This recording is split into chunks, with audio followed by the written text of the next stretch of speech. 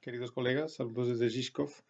Este vídeo está dedicado a la mística y a dos de las figuras más importantes de la mística universal y al mismo tiempo dos de los escritores más importantes en el siglo XVI en España. Y no solo eso, podríamos decir dos de los mejores escritores en absoluto de la literatura española, que son San Juan de la Cruz y Santa Teresa de Jesús. San Juan de la Cruz, algunos lo consideran el mejor poeta español, como número uno, se acabó. Mm, bueno, esto evidentemente va en gustos y eso, ¿no? Pero mm, es un poeta de primera línea, desde luego, a pesar de tener una obra muy pequeña, ¿no? Solamente tiene unas cuantas páginas de poesía. Por lo que toca a Santa Teresa de Jesús, tiene un reconocimiento universal, ya que es doctora de la Iglesia y, bueno, para las personas creyentes es importantísima, pero no solo eso, sino que como, como escritora, pues mm, es una de las, o sea, es uno de los escritores mejores de la literatura española. Mujeres u hombres, da lo mismo, ¿no? O sea, sin tener en cuenta el género. Y muy reconocida y muy leída, por ejemplo, en el siglo XIX, principios del siglo XX, con- por gente como Unamuno, Antonio Machado, Pío Baroja, etcétera, ¿no? A Clarín, estaban pendientes de lo que había escrito Santa Teresa. Bien, mm, esto como pequeña introducción. Como estos dos escritores son místicos, son escritores que pertenecen al movimiento espiritual llamado mística, la mística, pues hay que hablar un poco de qué es la mística. Así que voy a dedicar este vídeo primero a una introducción a la mística, pero todo muy leve, ¿no? Lógicamente. Luego voy a hablar mm, de San Juan y luego voy a hablar de Santa Teresa. A pesar de que Santa Teresa es mayor, o sea, nace antes, pero por el orden de las fotocopias lo voy a hacer así, a lo mismo más o menos, ¿no? Entonces, pequeña introducción a la mística. ¿Qué es eso de la mística? Bueno, pues eh, en la Edad Media a veces se definía así, y ahora voy a enseñar un papel con algunas informaciones y bueno, espero que lo dejo un momento para que lo copiéis. Bueno, podéis parar el vídeo, lógicamente. Entonces aquí está la definición que se hace en la Edad Media, cognito dei experimentalis, y luego tenéis algunas informaciones. Upanishad, Plotino, estos son autores. Pseudo Dionisio Areopagita, o Areopagita, si queréis en español. Luego tenemos Edad Media, siglo XV, Devotio moderna, de eso es de lo que voy a hablar ahora. ¿De acuerdo? Bien. Entonces, repito, en la Edad Media se dice que la mística es una definición que se da, puede haber otras, ¿no? Y que son válidas también, ¿me entendéis? Pero como un ejemplo, se dice que es cognitio dei experimentalis, o sea, cognitio, conocimiento dei, de Dios, experimental, conocimiento experimental de Dios. ¿Qué significa conocimiento experimental? Pues experimental significa que se tiene experiencia de ello. O sea, no es un conocimiento teórico de Dios, sino que es un conocimiento digamos, subjetivo, de la experiencia subjetiva. Es decir, no es leer cosas sobre Dios o ver una imagen, un icono, un cuadro o una estatua de Jesucristo o saber cosas de la Biblia, etcétera, sino, digamos, tocar a Dios. Tocar a Dios, claro, tocar a Dios, ¿me entendéis? Tocar a Dios no se puede tocar con los dedos, ¿no? ¿Me entendéis?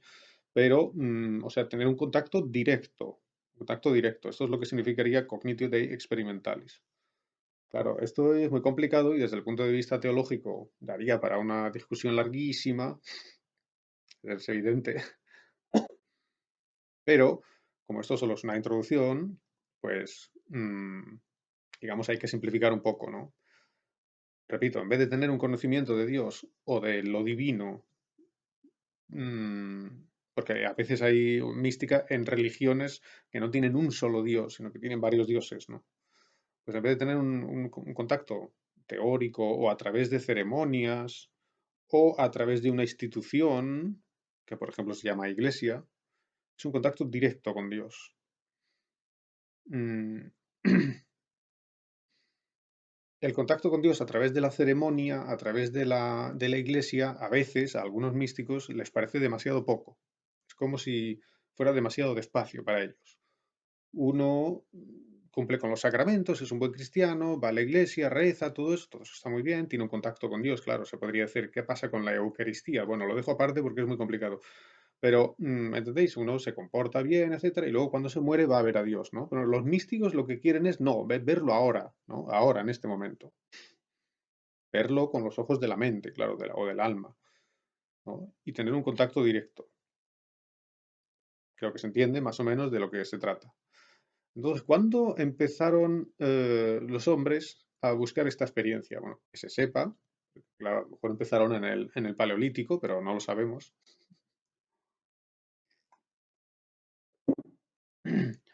Los primeros documentos que hay de esta tradición larguísima son unos textos escritos en sánscrito que provienen de la India, que son las Upanishad.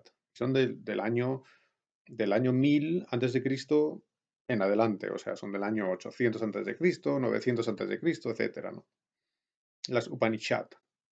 Y las Upanishad, que significa en sánscrito algo como estar sentado junto al maestro, son unos textos, son como poemas a veces, y son así, filosóficos, bueno, en realidad son místicos, ¿no? Es decir, eh, reflexionan acerca de este contacto directo con lo divino.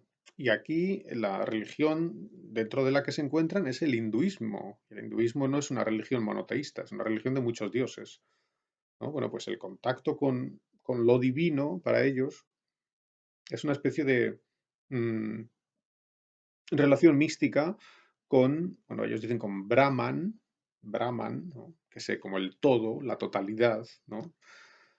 Eh, y esa especie de contacto total, ¿no? O contacto con la totalidad, identificación entre el individuo y la totalidad, eso tiene ya un sentido místico.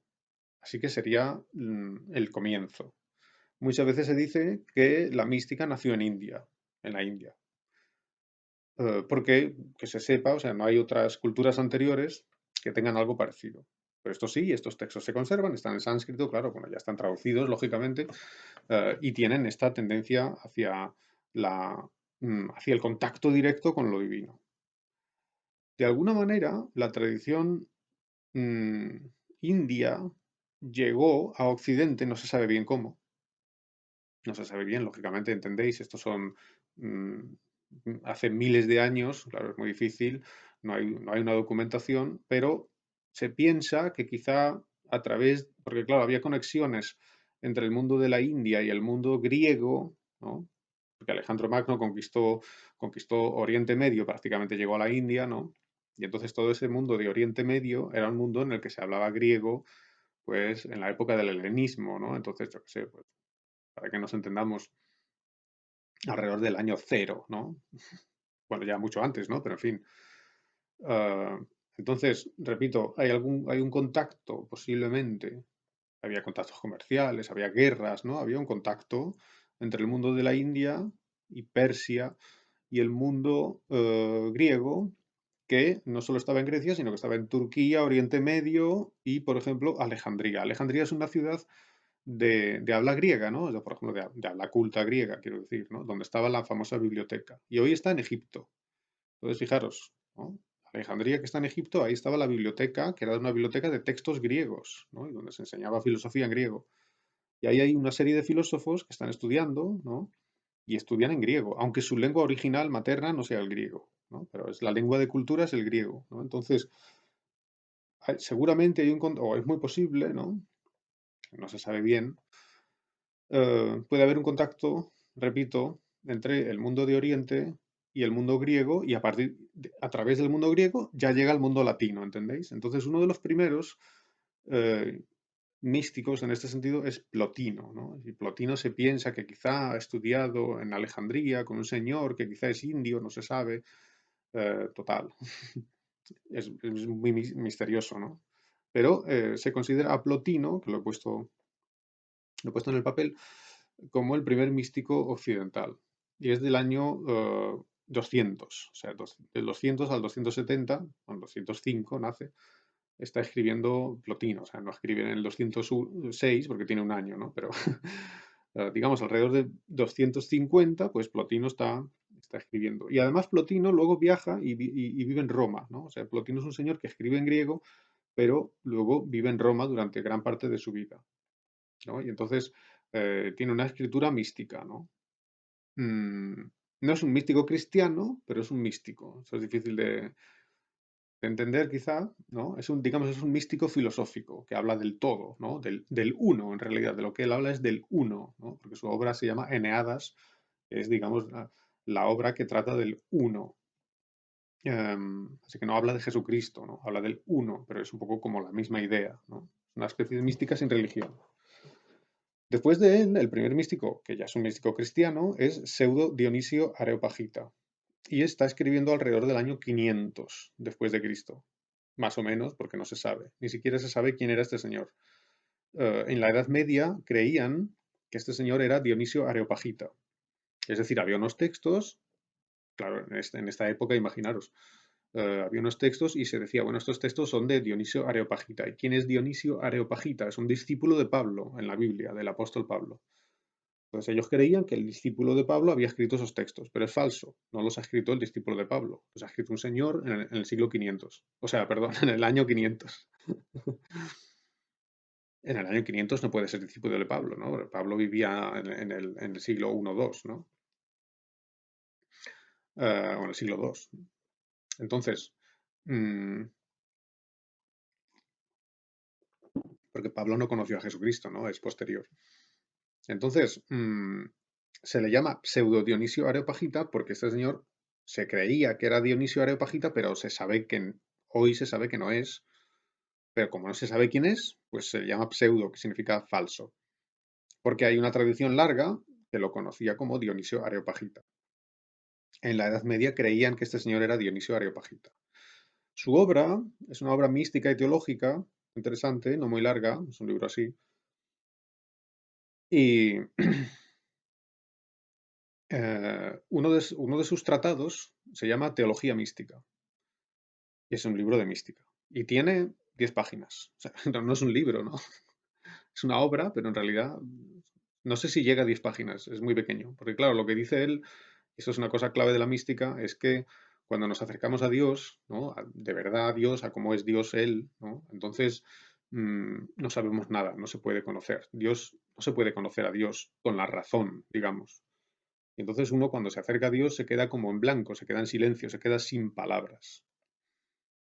Y como se queda sin palabras, pues lo único que queda es el silencio, ¿no? Y borrar, digamos, borrar la mente, ¿no? Entonces, claro, en vez de hacer una obra muy larga, la obra es muy pequeña, ¿no? Porque no hay nada que decir. Esta obra de Pseudo Dionisio Areopagita, que en la Edad Media creían, repito, que no era pseudo, que creían que era Dionisio Areopagita, del siglo II, ¿no? No es del II, es del 6, o del 5 o 6. Pues este señor se traduce, o mejor dicho, sus obras se traducen en la Edad Media del griego al latín. Se traduce del griego al latín. Hay varias traducciones, varias versiones. Se hace muy famoso. Y entonces muchos otros autores de la Edad Media, autores religiosos, lo citan. Incluso lo llaman San Dionisio, que no era santo, ¿no? Pero lo llaman San Dionisio y lo citan y dicen que es un gran escritor y entonces, digamos, empieza a cultivarse la mística en la Edad Media. Así que habéis el camino, ¿no? India, mundo griego, y luego llega la Edad Media, se traduce al latín, claro, y entonces en la Edad Media aparece una tradición mística.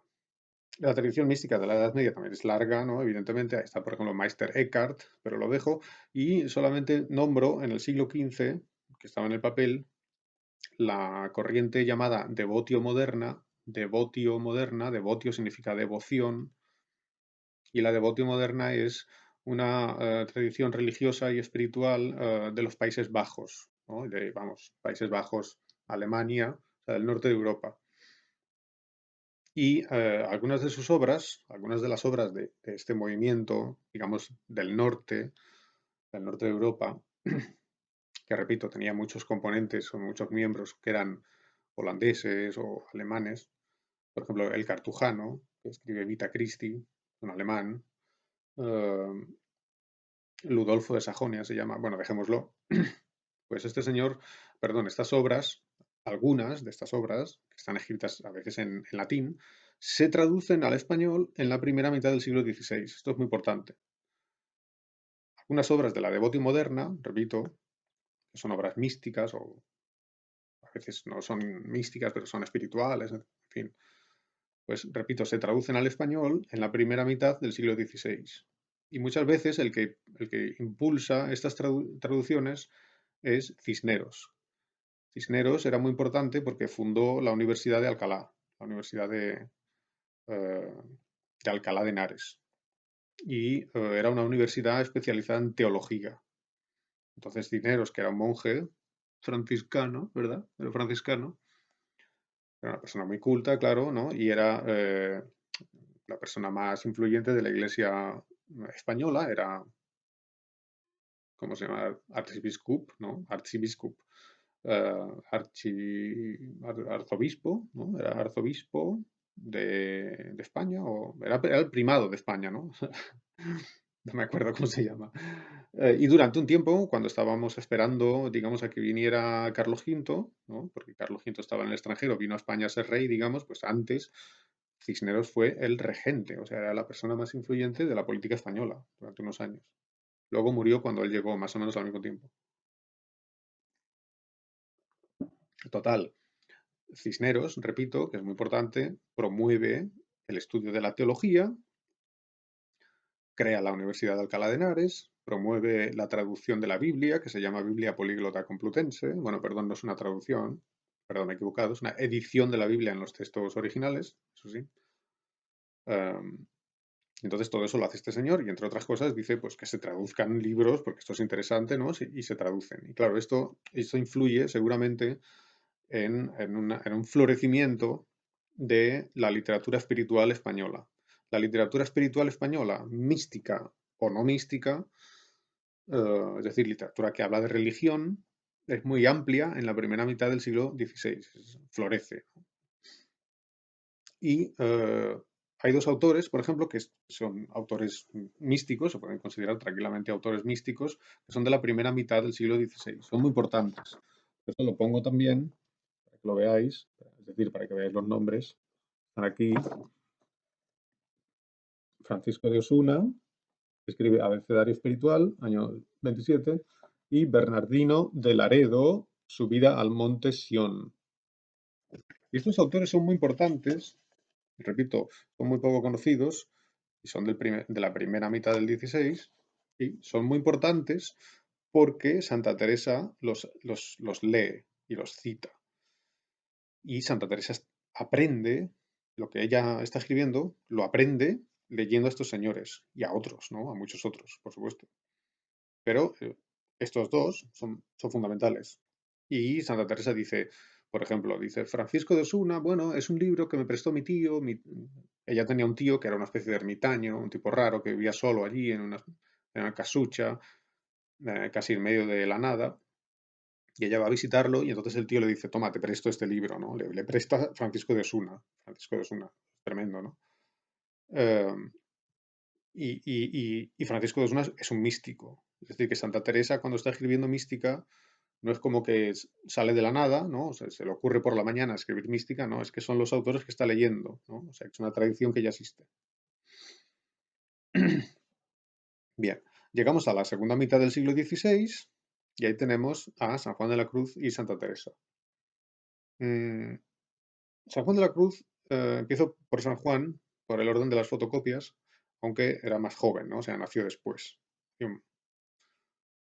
casi 30 años después, ¿no?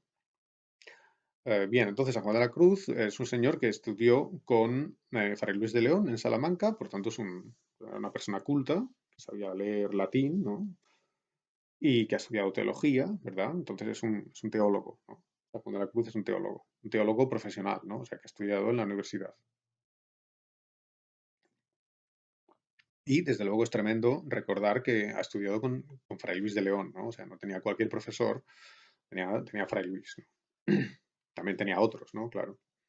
Entonces, San Juan de la Cruz, junto con Santa Teresa, empezaron una reunión, perdón, una renovación de la orden carmelita.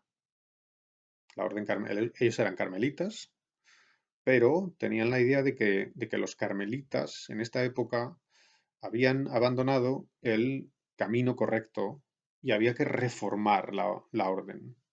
La orden carmelita debía ser reformada.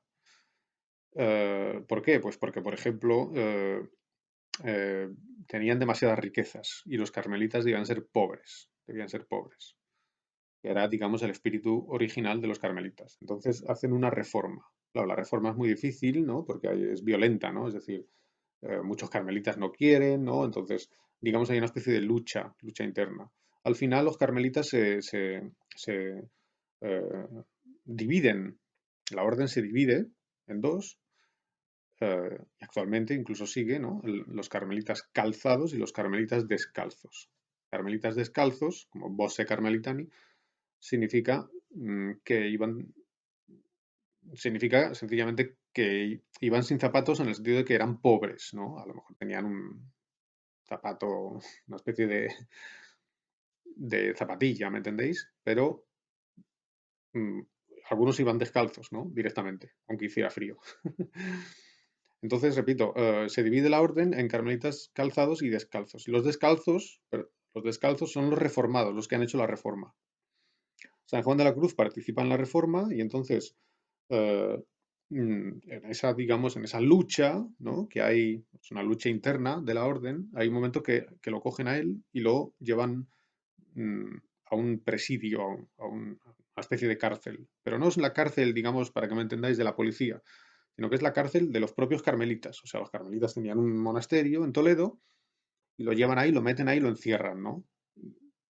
En ese momento de conflicto, ¿me entendéis? Entonces, San Juan de la Cruz está en Toledo, encerrado en un monasterio de sus propios hermanos, de sus propios monjes, que también son carmelitas, pero que digamos hay una especie de lucha de unos contra otros. No se sabe muy bien qué va a pasar. Entonces él está ahí encerrado. Bueno, pues en ese año, cuando está encerrado, San Juan de la Cruz, eso es el año 78, 1578.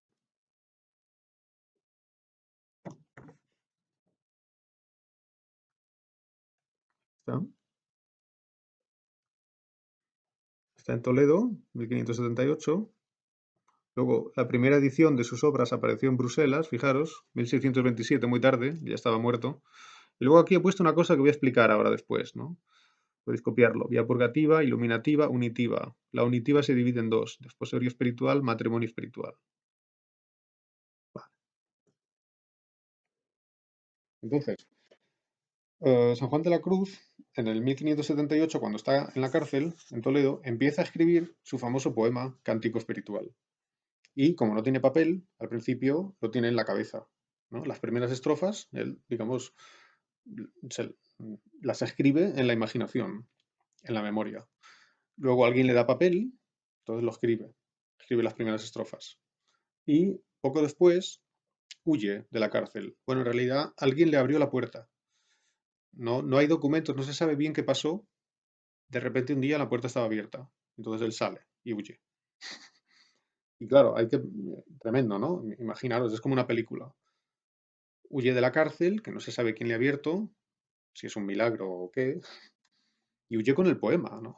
Es tremendo. O sea, no tiene nada, solo tiene los papeles, ¿no? Que acaba de escribir. Bueno, luego cuando llega a la primera iglesia a la que llega para refugiarse, lee los poemas a unas monjas que había allí, ¿no? Se mueren de amor, ¿no? De amor a Dios por lo que están oyendo. Bueno, pues es una película, ¿no? San Juan de la Cruz huye hacia el sur de España, y ya nunca vuelve al norte, y durante el resto de su vida permaneció en la zona de Granada, Baeza, etcétera, ¿no? Más o menos Jaén, Granada, por ahí estaba. Y sigue escribiendo el poema. Prácticamente escribe el poema durante 10 años. Y el poema es una página. Cabe en una fotocopia. En la fotocopia que tenéis es todo el poema Cántico Espiritual. Ese poema, esa fotocopia, la escribió este señor durante casi 10 años. Entonces, es uno de los poemas más reconocidos de la literatura española y eh, ahí se manifiesta mm, la, o se estructura el poema, digamos, mediante las tres famosas vías místicas. Y estas vías místicas, la vía purgativa, iluminativa, unitiva, estas vías místicas no son las vías místicas que se inventa San Juan de la Cruz, sino que esto es muy antiguo. Esto en realidad viene de Pseudo Dionisio Areopagita. Pseudo Dionisio Areopagita es el que dice que primero hay vía purgativa, luego vía iluminativa y luego vía unitiva, ¿no? Que hay como tres fases. ¿De qué? ¿Fases de qué? Pues de acercamiento a Dios, ¿no? En realidad, esta idea ya está antes de Pseudo Dionisio Areopagita, ya está en Gregorio de Nisa, ¿no? Pero él no las llama así, ¿no? Él dice la zarza y otras cosas simbólicas, ¿no? Pero esta idea de tres pasos, ¿no? Es muy antigua. Creo que el primero es Nisa, Gregorio de Nisa, hay que imaginaros. Y luego claramente Pseudo Dionisio Areopagita. Y luego ya toda la tradición mística cristiana habla de las tres vías y Santa Teresa también. ¿Y qué es eso de las tres vías? Bueno, pues para acercarse a Dios, como queremos tener un contacto directo con Dios, pues tiene que, el alma tiene que prepararse. No puede llegar el alma de cualquier manera y presentarse a Dios. Eso no puede ser, ¿no? Entonces, primero tiene que limpiarse de los pecados, ¿no? De las malas artes, de las malas costumbres. Y esto es vía purgativa porque purgar en español significa algo así como limpiar o purificar, purificar. Entonces, el alma primero se purifica. Luego, iluminativa, tiene como iluminaciones, es decir, tiene imágenes, tiene ideas de quién es Dios, ¿no? Dios se le presenta en forma de imagen, o sea, tiene como una idea de lo que es Dios, pero todavía no tiene el contacto. El contacto llega en la vía unitiva de unión. Entonces ahí ya el alma tiene contacto. Pero la vía unitiva está dividida en dos. Hay un primer momento, desposorio espiritual, y un segundo momento, matrimonio espiritual. En el primer momento hay un contacto directo, es un contacto directo y subjetivo de experiencia de Dios. Pero este desposorio espiritual dura solamente un instante. Es decir, es una unión imperfecta. O sea, está bien, pero es una unión imperfecta. Como es una unión imperfecta que dura poco, mm, digamos, todavía no hay una unión total con Dios, sino que solamente es un momento. Y este momento de unión es el éxtasis. Esto sucede cuando el místico tiene un éxtasis. ¿Y qué es un éxtasis? Pues tiene una especie de ataque que pierde la conciencia, se, eh, como que se desmaya o algo así, ¿no? Porque ha visto a Dios, no ha contactado con Dios. Claro, esta es una vivencia tan intensa que el místico pierde la conciencia. Pero claro, al mismo tiempo es muy intenso, pero claro, dura poco, no puede durar mucho. Es una unión imperfecta. La unión imperfecta es el matrimonio espiritual. Y el matrimonio espiritual es cuando la unión ya es para siempre. Claro, entonces no es un éxtasis. Uno no puede tener un éxtasis que dure 3 horas o 20 días o 10 años. Es imposible. Sino que uno está tranquilo. Pero ya, digamos, ya siempre siente a Dios dentro del corazón. O sea, que tiene Dios está continuamente con él, ¿no? Y esto lo expresa muy bien, muy bonito, Santa Teresa. Ahora estoy hablando de San Juan, pero como Santa Teresa habla de lo mismo, pues doy un ejemplo de Santa Teresa. Estas son las obras completas de Santa Teresa. No es un libro muy grande, bueno, es un libro de papel Biblia, o sea que tiene en realidad 1000 páginas, pero 1000 páginas apretadas, ¿no? Con letra enana, pero vamos, no es, es una mujer que ha escrito bastante, pero estaba haciendo 1000 cosas en la vida, entonces tampoco ha escrito tanto, ¿no? 1000 páginas, ya de bastante, ¿no? Pero y esto es la edición de la BAC, Biblioteca de Autores Cristianos. Me la regaló mi hermano, es una maravilla el libro. Es del año 72, o sea que ya es viejo, ¿no? El libro es una maravilla total, encuadernado en tela, en fin. Y aquí dice Santa Teresa lo que pasa cuando estamos en el matrimonio espiritual. Ya la unión con Dios es continua. Y entonces, bueno, ¿y entonces qué hacemos, no? ¿Para qué sirve, no? Digamos, ¿para qué sirve eso? Lo explica en una frase preciosa Santa Teresa. Esto pertenece al libro Las Moradas. Y dice, para eso es la oración, hijas mías. De esto sirve este matrimonio espiritual, de que nazcan siempre obras, obras, de que nazcan obras, obras. Lo repite dos veces, ¿no? ¿Qué significa obras? Bueno, pues que ya la persona hace cosas, está como en la actividad, está haciendo cosas. Es decir, ya no estás en el éxtasis, ya no estás pensando, ya no estás diciendo cómo amas a Dios, etcétera. No, estás viviendo, ¿no? Es una especie de vida volcada hacia el exterior. Y por eso dice que nacen obras, obras, es decir, se hacen obras, ¿no? Se hacen cosas. Pero claro, ¿por qué? Porque Dios ya está siempre dentro de ti, como empujándote, ¿no? Una sensación de, de energía, ¿no? De gracia, ¿no? Eso es como lo llamaría un cristiano, ¿no? De gracia, pero gracia presente, ¿no? Y presente a cada momento, a cada instante. Bien, entonces, estas vías místicas se ven muy bien en el poema de San Juan de la Cruz, porque San Juan de la Cruz, que escribía tratados en prosa para explicar sus propios poemas, él mismo dice que este poema, de la fotocopia 7, este poema se divide en 4 partes.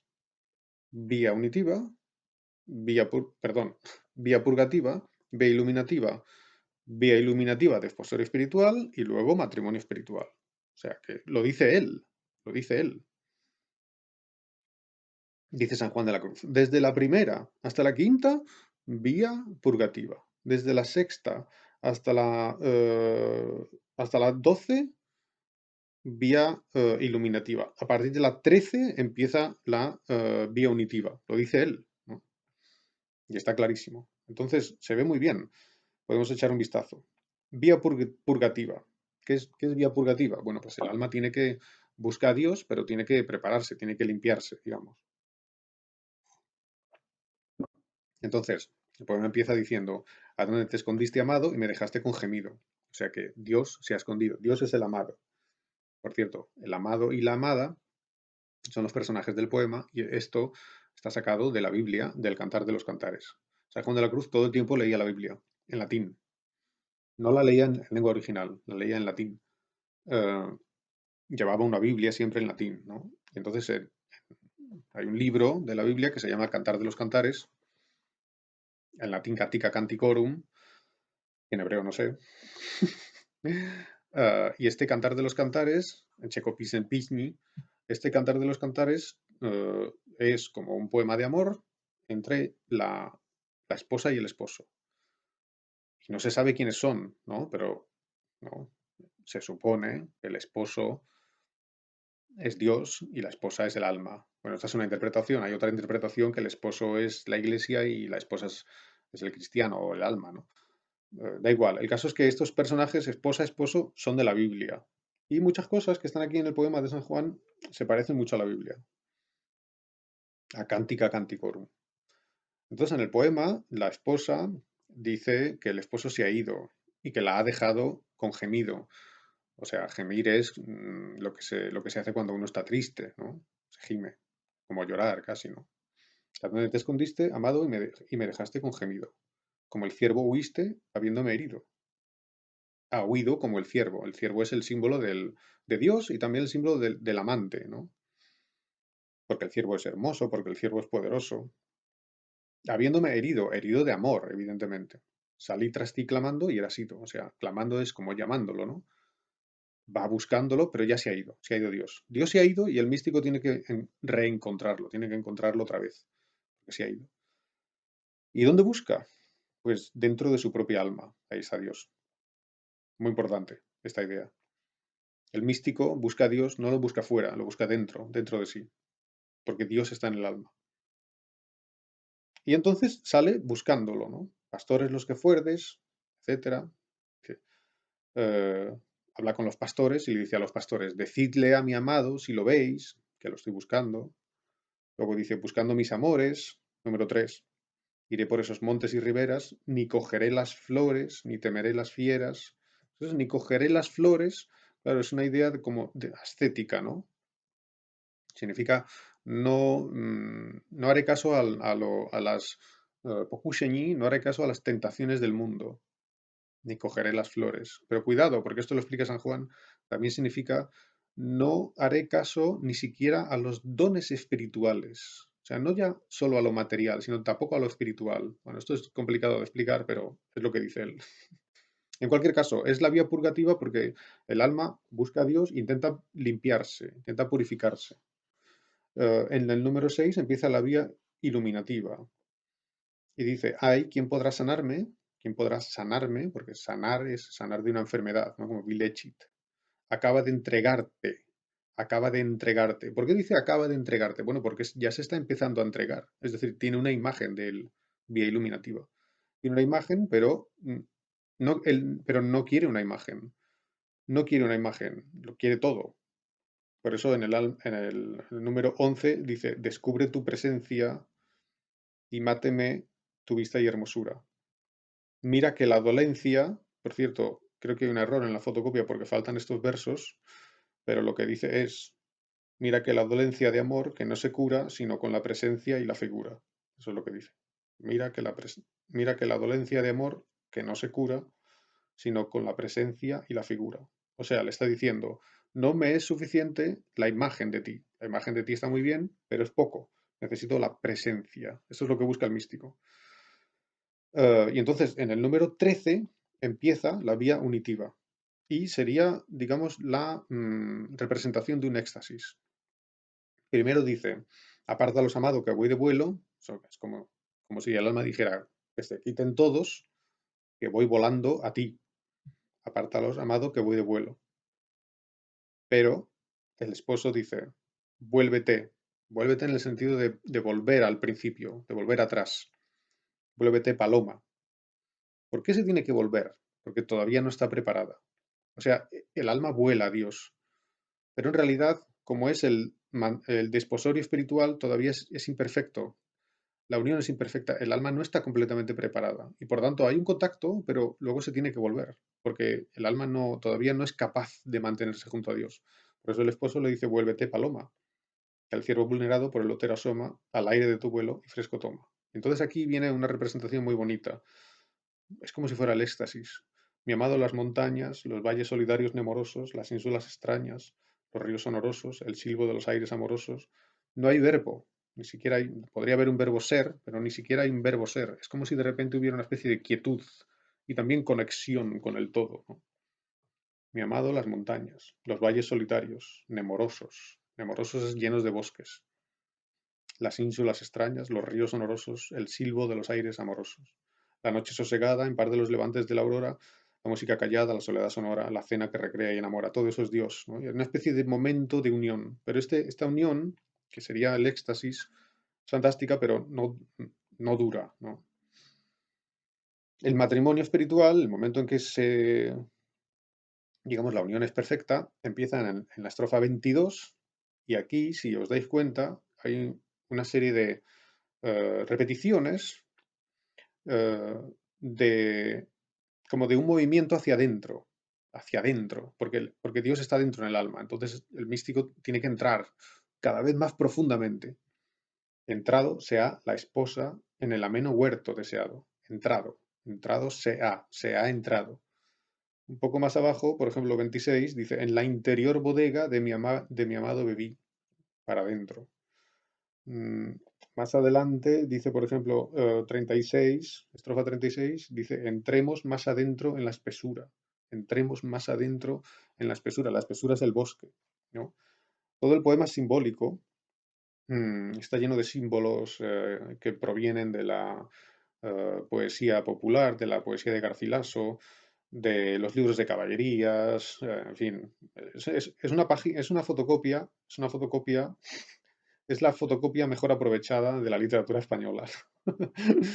Eh, pero bien, creo que queda claro más o menos de qué trata y cómo explica digamos, este viaje hacia el interior, que es donde está Dios.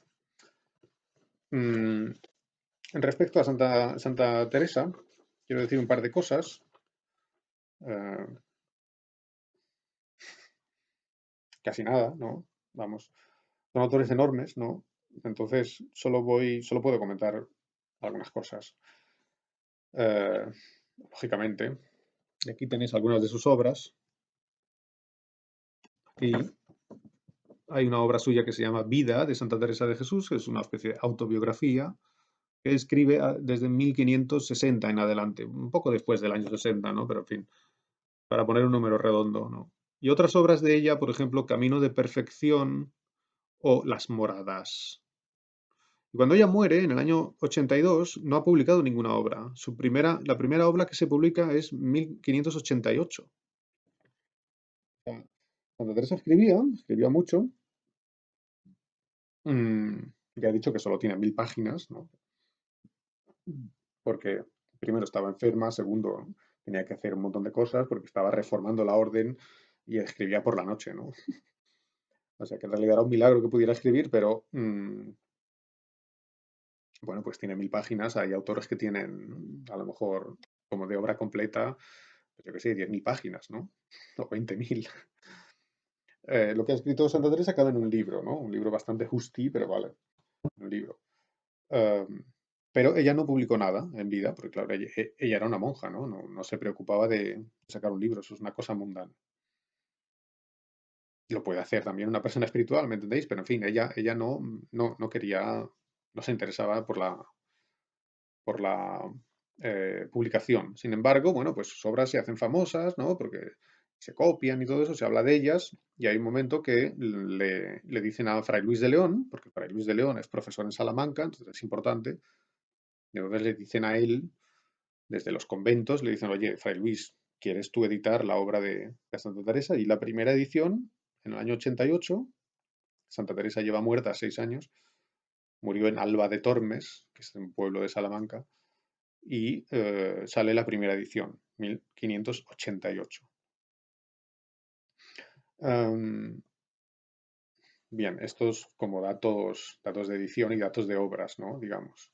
Y ahora un par de conceptos de Santa Teresa. Primera cosa. Hay un debate, bueno, hay un debate acerca de todo, ¿no? En la vida, pero hay un debate también acerca de esto. Santa Teresa de Jesús provenía de una familia mm, no rica, riquísima, pero en fin, una familia que estaba bien, ¿no? De Ávila. Eh, el, el padre tenía tierras y todo eso. Mm, Repito, no era rica, no eran riquísimos, ¿no? Pero era una familia, pues, de la clase social media, incluso media alta, podemos decir.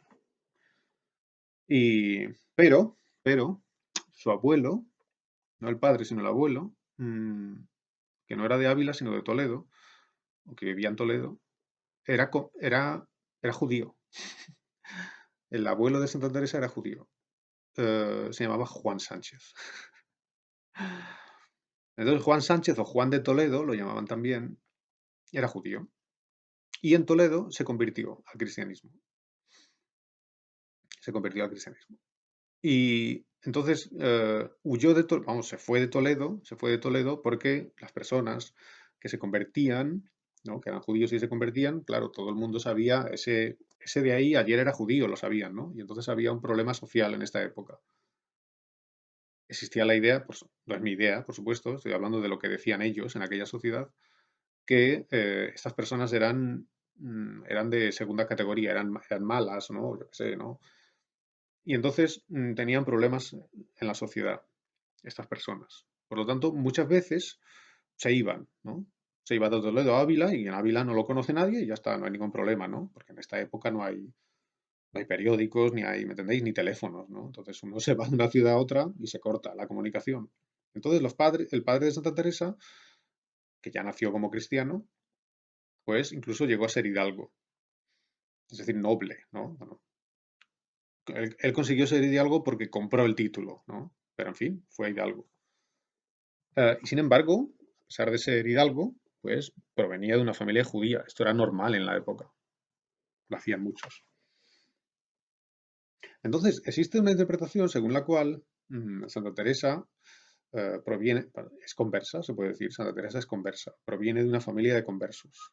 Y esta es la teoría de Américo Castro. eh, Como Santa Teresa era conversa, pues de alguna manera ella tenía la sensación de que era una persona de segundo nivel, ¿no?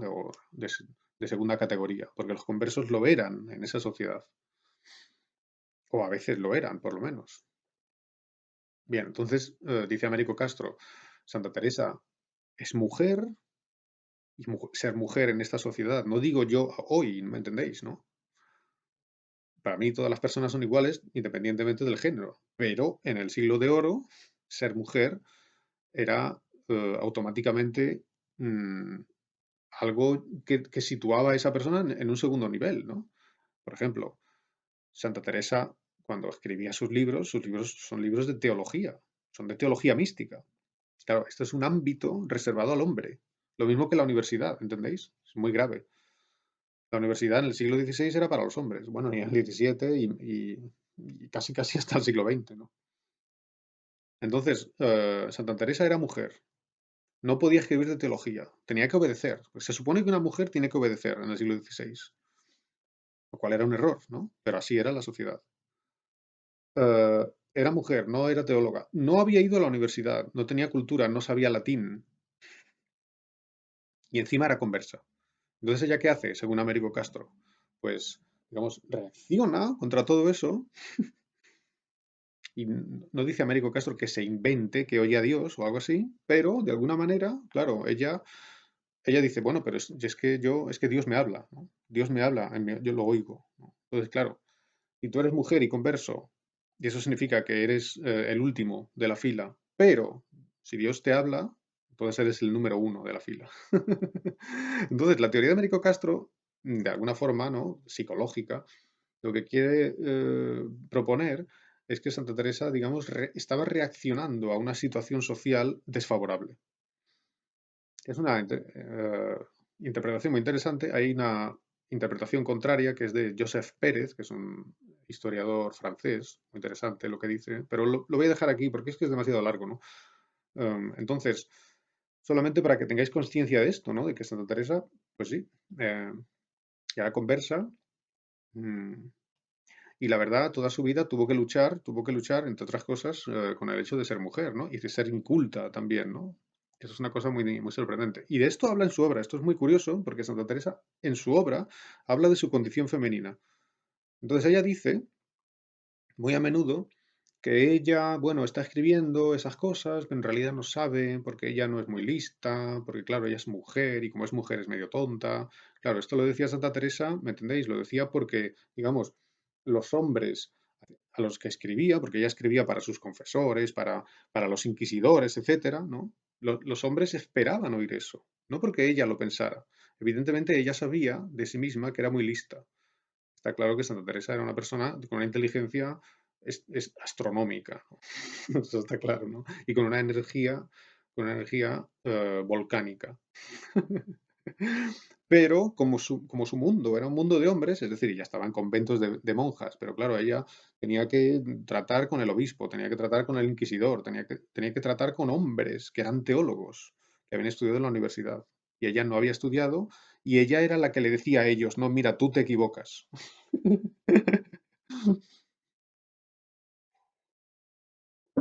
Entonces, por eso, en sus obras, por ejemplo, La vida es muy típico, pero también en Camino de Perfección, dice, yo, claro, yo, pobre mujer, soy un poco tonta, no lo entiendo, pero yo creo que es así, pero a lo mejor me equivoco, ¿no? Eso es captatio benevolentia. Y entonces es muy interesante, digamos, el tema social que aparece en la obra de Santa Teresa. De una forma, digamos, oblicua, no de frente, ella no trata de la sociedad. El tema de la obra de Santa Teresa es el amor a Dios, ¿no? Ya está, ese es el tema. Pero ella de vez en cuando dice, pues, que ella no lo entiende bien porque es mujer, esas cosas. Claro, un problema también con los libros que leía, ¿no? Porque ella lee libros, pero en español, ella no puede leer en latín, ¿no? No sabe latín, sabe un poco, pero no. Cuando escribe algo en latín lo escribe mal siempre, ¿no? Entonces, claro, ¿es una persona culta o inculta? Pues es una persona inculta en un sentido académico, no ha ido a la universidad, no ha estudiado teología, o sea, le falta un saber técnico, pero claro, lee un montón, porque ella siempre está diciendo, leo esto, leo lo otro. Leía novelas de caballerías cuando era niña, atención, como Don Quijote, y le encantaban. Y entonces ella lee mucho, pero claro, lee en español. Hay un momento que se prohíbe editar o tener libros en español, libros espirituales. Entonces ella lo dice, dicen, a partir de ese momento me quedé sin libros. Le quitan los libros, pero no a ella, sino en todo el país, ¿no? Hubo un momento que se prohibió que hubiera libros de tema religioso en español, ¿no? Entonces, son una serie de cosas muy curiosas, ¿no? Y ella tenía que luchar con todo eso. Y encima, mientras tanto, estaba siempre enferma, y a pesar de ello, tiene una obra que es fascinante, ¿no? Donde describe este camino hacia Dios, ¿no? Cuáles son sus sensaciones y lo que se imagina y lo que ve, tiene visiones, ¿no? Dios le habla, le parece que a veces ve al demonio, ve el infierno, cosas así, ¿no? Es tremendo, es una maravilla. Entonces, que sirva esto como pequeña introducción, y en la fotocopia 8 tenemos el número 13, eso proviene de la vida. Entonces os propongo que lo leáis, leedlo en casa. Es una escena muy conocida de Santa Teresa. Esta escena se llama la transverberación. Esta escena, repito, se llama la transverberación. Bueno, pues leed, es el número 1314 en la fotocopia 8. Leedlo y lo comentaremos en la reunión. ¿De acuerdo? Gracias.